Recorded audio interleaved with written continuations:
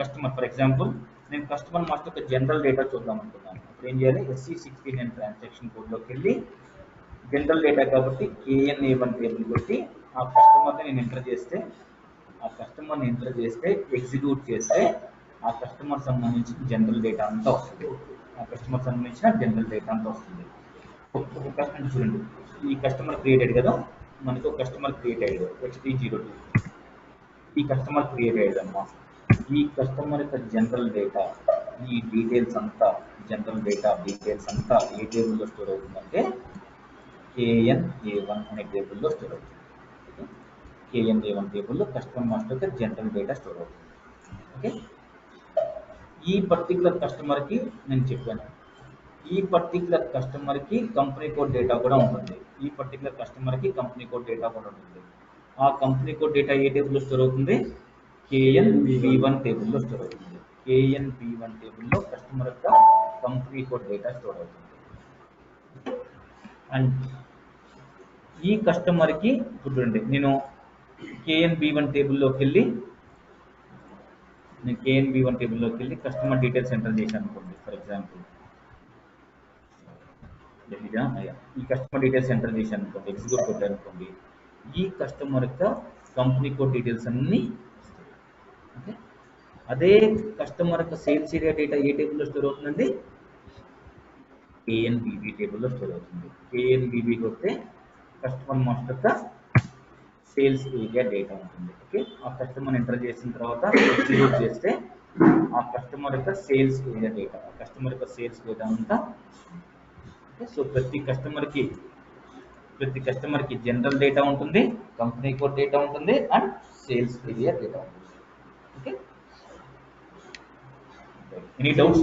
ఈ డేటాని ఎడిట్ చేసుకోవాలంటే మళ్ళీ ఎడిట్లోకి వెళ్ళి మార్చుకోవాలి. మనం కస్టమర్ మాస్టర్ చేంజ్ మోడ్లోకి వెళ్ళి మార్చుకుంటే అది డేటాబేస్లో అప్డేట్ అవుతుంది.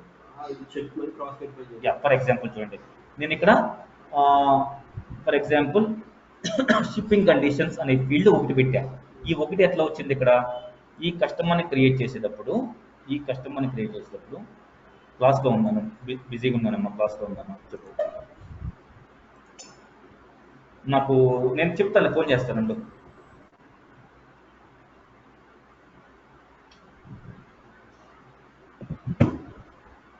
షిప్పింగ్ కండిషన్స్ 01 ఉంది. ఓకే, ఈ 01 ఉంది కాబట్టి నీకు ఈ డేటాబేస్లో బ్యాక్ ఎండ్లో 01 కింద స్టోర్ అయింది. సపోజ్ నేను ఇక్కడ 02 మార్చాను, షిప్పింగ్ కండిషన్స్ ఆ కస్టమర్కి నేను 02 మార్చి సేవ్ చేశాను. ఓకే, సో ఆటోమేటిక్గా బ్యాక్ ఎండ్ డేటాబేస్లో కూడా అదే అప్డేట్ అవుతుంది. /SC16Nలోకి వెళ్ళి KNBB టేబుల్లోకి వెళ్ళి ఆ కస్టమర్ ఎంటర్ చేసి నేను ఎగ్జిక్యూట్ కొడితే ఆటోమేటిక్గా 02 మారుతుంది. సో అక్కడ మీరు ఏదైతే మెయింటైన్ చేస్తారో బ్యాక్ ఎండ్ డేటాబేస్లో స్టోర్ అవుతుంది. ఆ కస్టమర్ యొక్క company code data KNA1 table, customer యొక్క general data KNA1 table, company code data KNB1 table, sales area data KNBB table, and customer యొక్క పార్ట్నర్ డేటా. చూడండి, ఈ కస్టమర్కి సేల్స్ ఏరియా డేటాలో పార్ట్నర్ డేటా ఉంటుంది. ఈ పార్ట్నర్ డేటా అంతా ఏ టేబుల్లో స్టోర్ అవుతుందంటే KNBP అనే టేబుల్లో స్టోర్ అవుతుంది. Customer master partner functions. Okay, execute చేశాను. సో ఆ కస్టమర్ వాడే సోల్డ్ టు పార్టీ, వాడే షిప్ టు పార్టీ, వాడే బిల్ టు పార్టీ, అండ్ వాడే పేయర్. సో ఈ 4 టేబుల్ నేమ్స్ గుర్తుంచుకోవాలి. ఇది మొత్తం కంప్లీట్ ఫుల్ టైం కస్టమర్ కమ్మా. సో ఫుల్ టైం కస్టమర్కి మనం ఏం చేస్తాం? మాస్టర్ డేటా క్రియేట్ చేయాలంటే ఏం చేస్తాము? యాజ్ ఏ కన్సల్టెంట్ ఫస్ట్ మనం అకౌంట్ గ్రూప్ క్రియేట్ చేస్తాము. న్యూ అకౌంట్ గ్రూప్ తీసుకుంటాము, నెంబర్ రేంజెస్ డిఫైన్ చేస్తాము.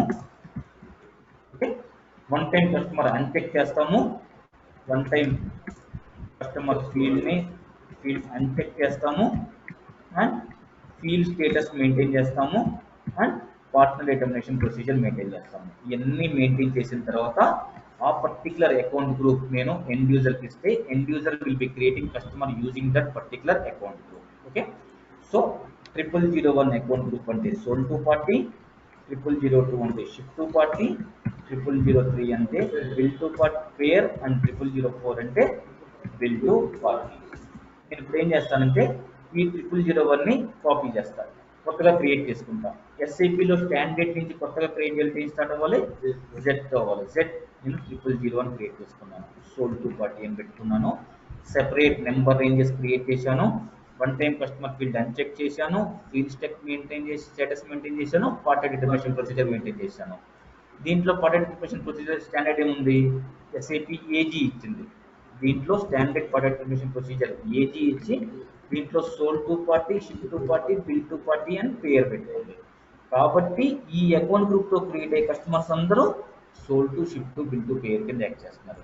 నేను కూడా నా own party determination procedure get AG పెట్టుకుని దాంట్లో కూడా sold to, ship to, bill to అని పేరు పెట్టుకుంటాను. అప్పుడు ఈ అకౌంట్ నేను యూజర్స్ ఏం చెప్తాను, కస్టమర్ యూజర్స్, ఎండ్ యూజర్స్ కి all sold to parties, ship to parties, bill to party payers అందరుగా యాక్ట్ చేయాల్సిన కస్టమర్ ని ఈ అకౌంట్ గ్రూప్ లో క్రియేట్ చేసుకున్నాం. ఓకే, సో కస్టమర్ ని ఎండ్ యూజర్ XT01 లో క్రియేట్ చేసినా, FT01 లో క్రియేట్ చేసినా, లేదా BD01 లో క్రియేట్ చేసినా ఈ పర్టికులర్ అకౌంట్ గ్రూప్ సెలెక్ట్ చేసుకుంటే ఆ క్రియేట్ చేయబోయే కస్టమర్ వచ్చేసి బేసికల్లీ సోల్డ్ టు పార్టీ, కానీ దాంట్లో పార్టీ డిటర్మినేషన్ ప్రొసీజర్ GAG ఉండటం వల్ల, అందులో sold to, ship to, bill to payer ఉండటం వల్ల ఈ అకౌంట్ గ్రూప్ తో క్రియేట్ అయ్యే customers is acting as sold to, ship to, bill to and payer. Okay, so once customer create అయిన తర్వాత ఆ కస్టమర్ కి జనరల్ డేటా ఉంటుంది, కంపెనీ కోడ్ డేటా ఉంటుంది, సేల్స్ ఏరియా డేటా ఉంటుంది, పార్ట్నర్ డేటా ఉంటుంది. జనరల్ డేటా వచ్చేసి KNA1 టేబుల్లో స్టోర్ అవుతుంది, కంపెనీ కోడ్ డేటా వచ్చేసి KNB1 టేబుల్లో స్టోర్ అవుతుంది, సేల్స్ ఏరియా డేటా వచ్చేసి KNBB టేబుల్లో స్టోర్ అవుతుంది, అండ్ కస్టమర్ యొక్క పార్ట్నర్ డేటా వచ్చేసి KNBB టేబుల్లో స్టోర్ అవుతుంది. ఓకే, ఈ టేబుల్స్ ని యాక్సెస్ చేయాలంటే SAP లో ట్రాన్సాక్షన్ కోడ్ ఏంటమ్మా, SC16N. ఓకే, N అంటే ఎంజాయ్ ట్రాన్సాక్షన్ అంటాము. Okay, the transaction code to view the tables is SC16N. Okay, N stands for enjoy transaction. Okay, there is nothing significance అమ్మా, N అంటే enjoy transaction. ఇది full time customer. నేను మీకు చెప్పాను, sometimes there are one time customers కూడా ఉంటారు. One time customers అంటే ఎవరు, మీతో రేర్ గా బిజినెస్ చేసి డ్రాప్ షిప్ కస్టమర్స్. అంటే ఈ రోజు ఒక కస్టమర్ వచ్చేసి ఒకరికి గూడ్స్ పంపించమంటాడు, రేపు వచ్చి ఇంకో గూడ్స్ పంపించమంటాడు. ఈ రోజు పంపించిన గూడ్స్ మళ్ళీ పంపించమని చెప్పడు. అలాంటప్పుడు ఆ పర్టికులర్ కస్టమర్ కి మనం మాస్టర్ డేటా మెయింటైన్ చేయడం వేస్ట్. అందుకని బట్ ఏమన్నా నేను SAP without creation of master data won't allow to create sales order. అందుకని అట్లాంటి డ్రాప్ షిప్ కస్టమర్స్ మనం వన్ టైం కస్టమర్స్ ఉంటారు. Okay, so will be creating one time customers కి separate account group నేను మీకు చూపిస్తాను.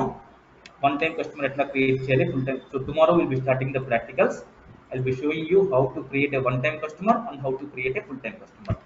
One time customer కి అయితే మాస్టర్ డేటా మెయింటైన్ చేస్తాము, ఫుల్ టైం కస్టమర్స్ అయితే మాస్టర్ డేటా మెయింటైన్ చేస్తాము. వన్ టైం కస్టమర్స్ కి ఒక టెంప్లెట్ క్రియేట్ చేసి ఆ టెంప్లెట్ మనం సేల్స్ ఆర్డర్ టైంలో యూజ్ చేసుకుంటాం. Okay, so this is about customer master. ఏజీలో కోడ్ కాకుండా ఒక షిఫ్ట్ పార్టీ రెండు చేసేసి అలా చేసుకుంటే ఆ పర్టికులర్ అకౌంట్ గ్రూప్ తో క్రియేట్ అయ్యే కస్టమర్ ఆ రెండుగానే యాక్ట్ చేస్తాడు. సపోజ్ నీ బిజినెస్ రిక్వైర్మెంట్ వచ్చేసి ఒక customer only sold to party, only ship to party కింద యాక్ట్ చేయాలి. అప్పుడు ఏం చేస్తావు, నువ్వు ఏదో ఒక అకౌంట్ గ్రూప్ కాపీ చేసుకుని C123 ఏదో పెట్టుకుని దాంట్లో పార్టీ డిటర్మినేషన్ ప్రొసీజర్ C12 ఏదో పెట్టుకుని దాంట్లో only sold to party and ship to party పెట్టుకుంటావు. నీ కస్టమర్ వచ్చేసి ఓన్లీ షిప్ టు పార్టీ కింద, ఓన్లీ సోల్డ్ టు పార్టీ కింద యాక్ట్ చేయాలంటే నీ ఎండ్ యూజర్ ఏముంటావు, ఈ పర్టికులర్ అకౌంట్ గ్రూప్ క్రియేట్ చేసుకుంటావు.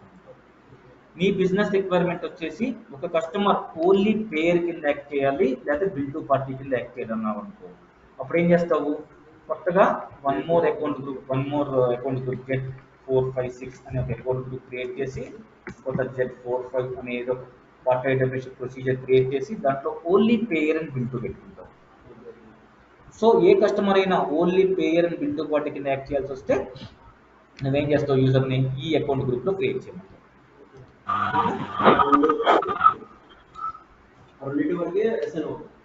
ఎస్, అందుకని నువ్వు ఆ అకౌంట్ గ్రూప్ కి ఎట్లా పార్టీ డిటర్మినేషన్ ప్రొసీజర్ చేశావో, అందులో ఏమి పెట్టావో, ఈ పర్టికులర్ అకౌంట్ గ్రూప్ తో క్రియేట్ అయ్యే customers only payer bill to party కింద యాక్ట్ చేస్తారు.